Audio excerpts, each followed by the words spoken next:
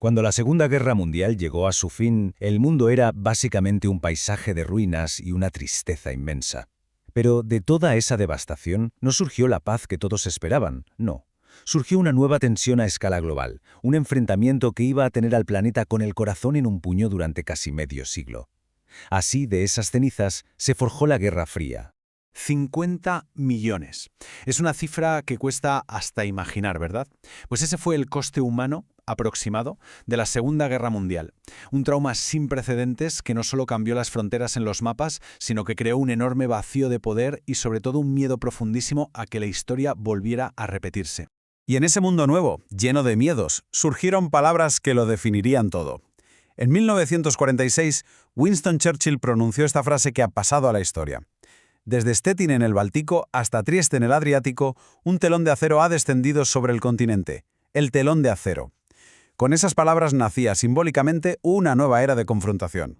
Y con ese telón de acero como imagen, entramos de lleno en un mundo partido en dos. Un mundo donde, de las cenizas del viejo orden, emergieron dos superpotencias con ideas tan opuestas que era imposible que convivieran en paz. Pensemos que los antiguos imperios europeos estaban en la ruina, así que el poder mundial se concentró de repente en dos nuevos polos, Estados Unidos y la Unión Soviética. Aquella alianza que tuvieron durante la guerra contra el fascismo se esfumó, en un abrir y cerrar de ojos. Lo que quedó fue una desconfianza total y una rivalidad que no dejaba de crecer. Vale, entonces, ¿qué fue exactamente la Guerra Fría? Pues fue un estado de tensión permanente, sí, pero con un matiz clave. Se evitó a toda costa el conflicto militar directo entre las dos superpotencias. ¿La razón? El pánico. El pánico a la destrucción mutua asegurada que provocarían las armas nucleares. Así que la lucha se llevó a otros campos, el ideológico, el económico y, como veremos, a través de guerras en terceros países.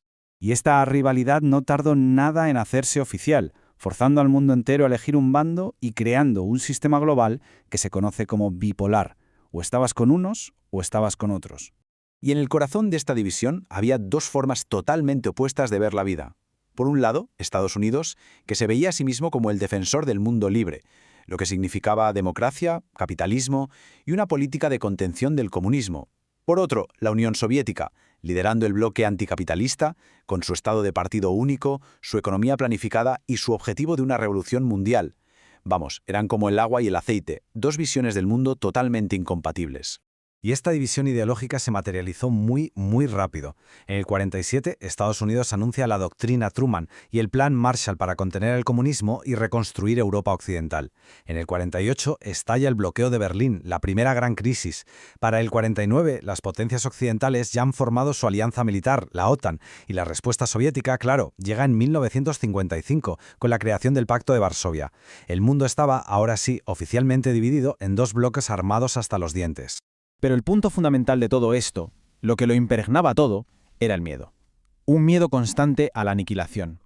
Y esto nos lleva, como no, al aspecto más aterrador de esta rivalidad, la carrera armamentística y los momentos en que el mundo estuvo a punto, de verdad, de desaparecer.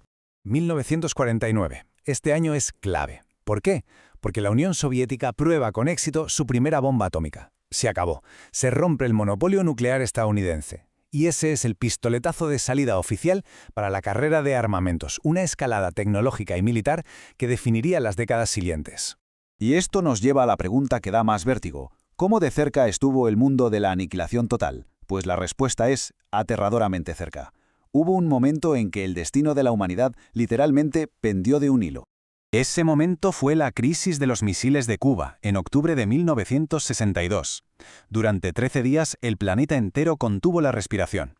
Aviones espía de Estados Unidos descubrieron que los soviéticos estaban instalando misiles nucleares en Cuba, a las puertas de casa. Kennedy respondió con un bloqueo naval, una cuarentena. El mundo se preparó para un apocalipsis hasta que, finalmente, Khrushchev aceptó retirar los misiles. Nunca antes ni después se ha estado tan cerca del fin. Aunque las superpotencias evitaron pegarse directamente, su conflicto se libró con una violencia tremenda en otros lugares. Eran las guerras en la sombra, las que llamamos guerras subsidiarias o proxy. Conflictos como la Guerra de Corea, la de Vietnam o la invasión soviética de Afganistán se convirtieron, en la práctica, en el tablero de ajedrez de las superpotencias. En cada una de ellas, Estados Unidos apoyaba a un bando y la Unión Soviética al contrario, convirtiendo conflictos locales en escenarios de su batalla global. El resultado de todo esto fue devastador. Muy lejos de Washington y Moscú, estas guerras causaron millones de muertos y dejaron regiones enteras desestabilizadas durante generaciones. Para toda esa gente que la sufrió, la Guerra Fría de fría no tuvo absolutamente nada. Pero todo tiene un final, y el de la Guerra Fría fue uno que casi nadie vio venir con esa rapidez. El colapso, de repente, de uno de los dos gigantes. ¿Y qué provocó la caída soviética? Pues fue como una tormenta perfecta. El coste económico de la carrera armamentística era ya insostenible, la economía llevaba años estancada, la presión militar de Estados Unidos con Reagan también ayudó. Pero seguramente el golpe de gracia vino desde dentro. Las reformas de Mikhail Gorbachev, la famosa perestroika y la glasnost, abrieron la veda para que todo el descontento que había en los países de Europa del Este simplemente estallara. Y el final fue de vértigo. Las reformas de Gorbachev abrieron una puerta que ya no se pudo cerrar. En 1989, una oleada de revoluciones pacíficas derribó un gobierno comunista tras otro en Europa del Este. El 9 de noviembre de ese año cayó el muro de Berlín, el gran símbolo de la división.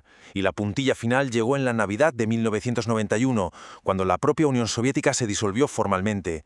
La Guerra Fría, por fin, había terminado. ¿Se acabó la Guerra Fría? Sí, pero ¿ha acabado de verdad esa gran partida de ajedrez global? Es la pregunta que nos queda, porque nos deja un legado muy complejo. Vemos dinámicas de rivalidad entre grandes potencias que parecen resurgir hoy, con otras formas, claro. Es una historia que, aunque haya terminado, sigue proyectando una sombra muy larga sobre nuestro presente.